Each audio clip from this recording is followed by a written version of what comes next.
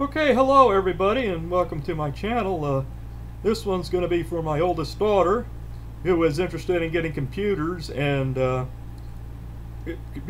also going to be talking about one of the programs that I designed that I have not patented yet, but just to see if maybe it could help in the bus industry as far as wheelchair lifts go. And I hope you enjoy and come along. And as always, I'd like to thank those who do tune in and do watch. And a reminder to everybody, if you feel the heart to be generous, please donate to this wonderful charity. Every little bit helps. If not, please send your prayers. Prayers. I'm grateful for the 1 month's payment, and thank you very much for all of that. And now let's begin. The first thing we're going to do is a Cisco Exercise on laptop computers. This is only offered in college students who have Cisco Netacad to get this software. This is only a simulator and training environment. So let's begin. We're going to go over to tutorials. At each part through this, it has a lesson for you to learn about the different aspects of the computer. So let's begin the module. First, we're going to look at the underside of the carriage. What do you see? You see your battery, and that's your RAM, your PCA card. So let's go with the battery first. Let's take it out of its corner.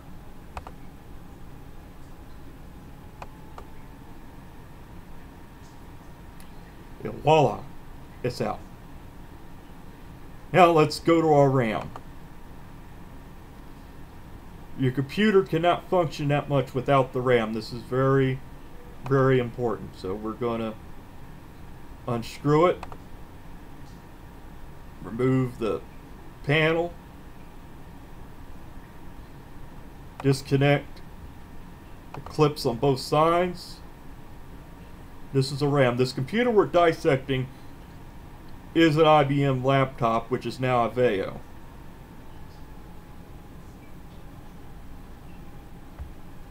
Okay, so we've took it apart everything. Let's see if we can put it back together. Let's take the RAM and go over here. Look, we gotta match it, so let's see. Does that look right? I don't think so. Now that looks right. It matches exactly, so let's put it back in the hole.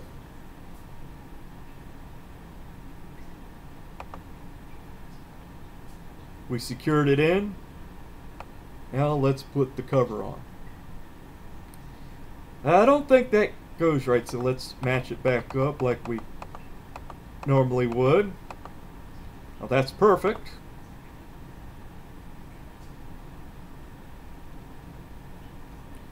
Let's put the panel screw on.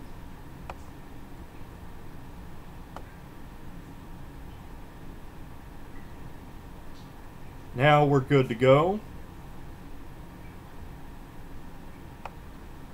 Now let's put the wonderful battery in. And boom, we're all done. Just like that.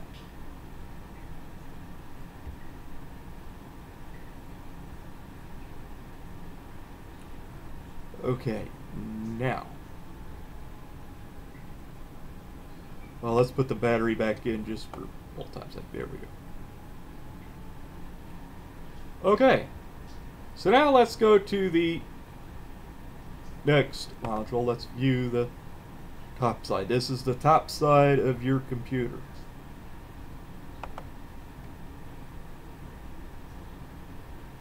Here's your optical drive. Over here is your PC card.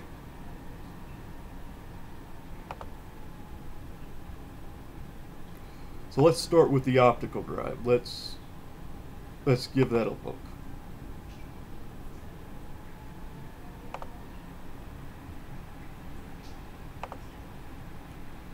And we got it out. This is also a serial port where you can plug an external monitor in. Okay, so now let's put the optical drive back in.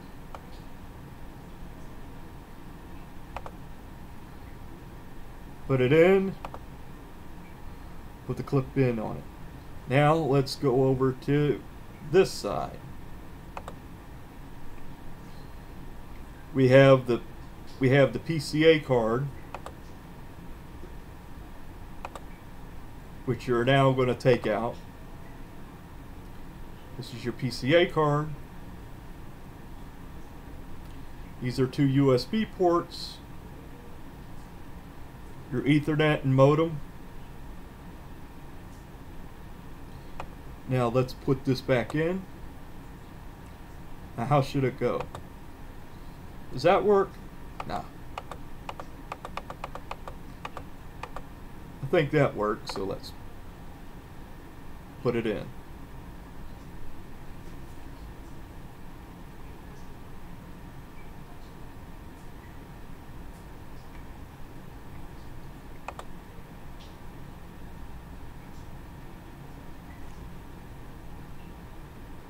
Okay, so we've mastered that part. Now let's go to the docking station. Docking station basically just turns a laptop into a desktop, pretty much. And this is the docking station, and each docking station hooks up differently on different models. So let's go ahead and look and explore. Okay, so we've got that on our docking station. So now that is good to go. Now let's go to our external cables. Okay, right here is your power cable. So we're going to go ahead and unplug everything, and let's go ahead and go from scratch. Let's plug in our mouse just for fun. We got to have our mouse, so let's go over here. Well, that doesn't exactly match up with the hole, so let's turn it some. That doesn't match. That doesn't. That doesn't. Oh, that definitely does, so let's plug it in. Well, we got to have a keyboard in this docking station and part of it external. And some laptops do have that option. Just because it has a keyboard installed doesn't mean you can't have an external. Let's see if we can match up the holes. Okay, that doesn't look right. That doesn't look right. That doesn't look right. That doesn't look right. Oh, that is perfect, so let's put it in. Okay, now we got our keyboard and mouse hooked up. Let's get a USB cable put in. Okay, so we're going to go to this slot here. And then we're going to match up. Okay, that doesn't match. Well, let's see if that matches right. Nope, it doesn't, so let's see if it's the other way around. Okay. That looks perfect. Well, we got to have a monitor in the docking station. This is more current, is what most new computers use. Some still use the serial port. Okay, well, let's match it up to the points. Okay, so we got to get it matched. Okay, that's matched, so let's put it in. Screw everything in. Now we're going to have our Ethernet cable because we got to have an internet connection. Sometimes we have Wi-Fi, which is on most of them, but still we should know this. Match them up. This here used to be for an old phone jack or modem jack, which you don't see now in today's computer. So let's hook this in. Now let's put the plug in. Let's get that plug wired up to the hole.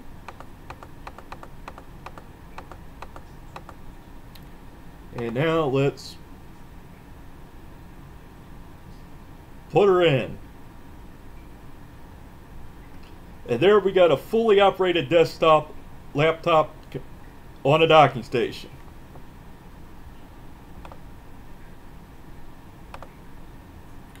Let's go over to here. We can see a little option of the Explorer.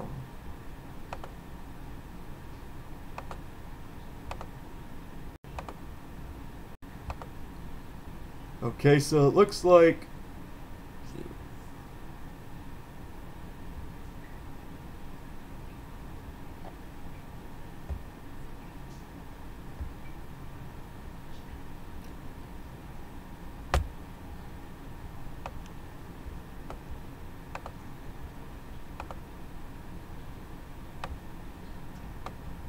okay, so this part doesn't work on mine, but mine, or maybe I don't have it all, but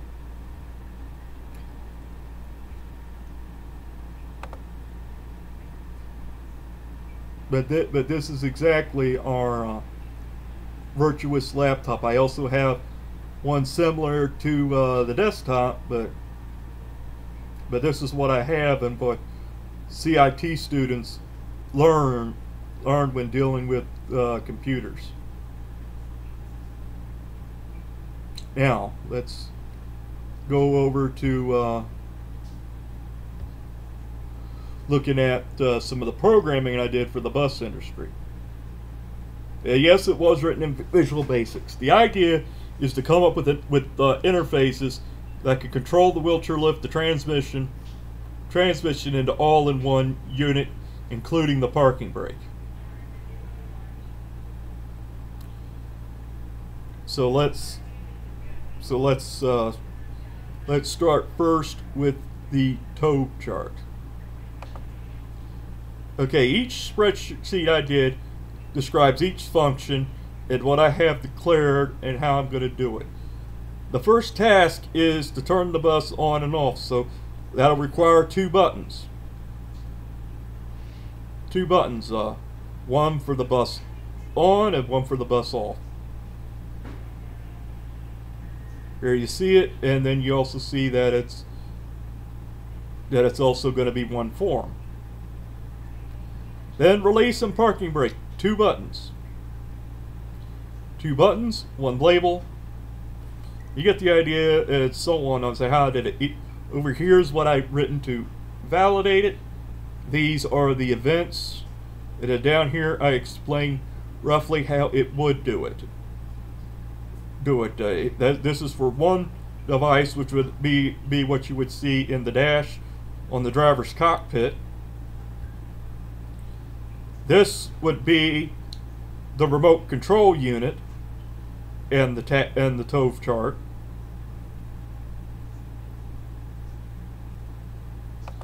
And this is what we would see in the rear engine compartment. I probably made a mistake and forgot to put the engine to turn on in the back, because of course sometimes the engine's not always located in the back, so I made it an option, and then I gave a little bit of extra space here to be worked on. Okay, so now let's go over and look at a little bit of the code. This is the code here and how I wrote it for each thing. I haven't declared anything mathematically yet. I haven't figured out how to get it to where the transmission will go into the loop to shift gears automatically. Of course, some of this would actually have to be programmed by the people who build the transmission. This is for each form. Okay, so now let's see how the program would work in a real-life environment. Okay, this is your engine compartment inside the engine. So let's start the engine. And see, this shows that, so that means we now have availability in the engine compartment. Well, let's say we want to get a wheelchair rider in. So we hit this button to turn it on, and voila, it gives you power to the remote, and these two will mirror these buttons. But however, there is a catch to force the operator to do things in a certain way. First, we're going to deploy the wheelchair lift, which is what these two are. So we deploy it. Next step we have to do is match the checklist. Like in all wheelchair lifts, you have the right handrail, left handrail, and safety restraints. So you put these up. Now, if one of these is not checked, it will not activate or work right. You do the safety check, and then that gives you the control to the lifts. You can raise and lower the lift. So theoretically, the driver could take this control after he stowed the wheelchair rider on it. He can go into the coach with the device, raise the lift, be on the other side to catch the passenger, and then lower it back down and get out, which will save the driver by about a couple of minutes. And then once that's done, he unchecks everything.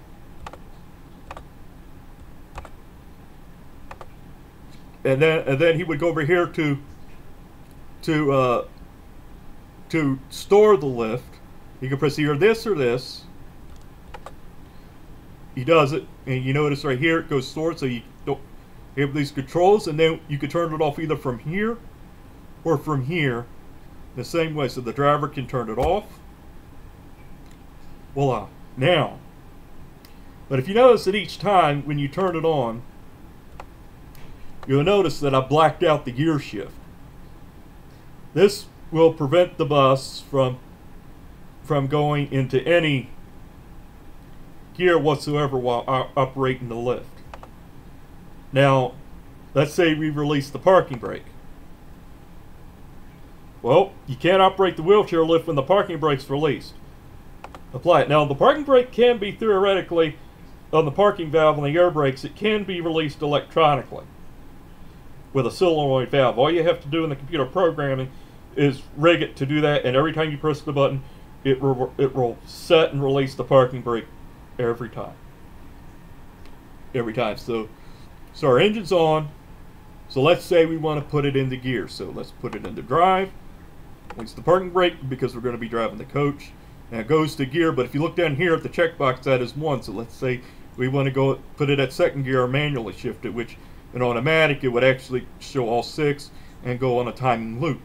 So we press this, so on, so forth. As you see, it works just like the regular way you would see on an Allison. So we can put it in neutral, the drive button is back. Put it in reverse, reverse is gone, and it shows reverse here.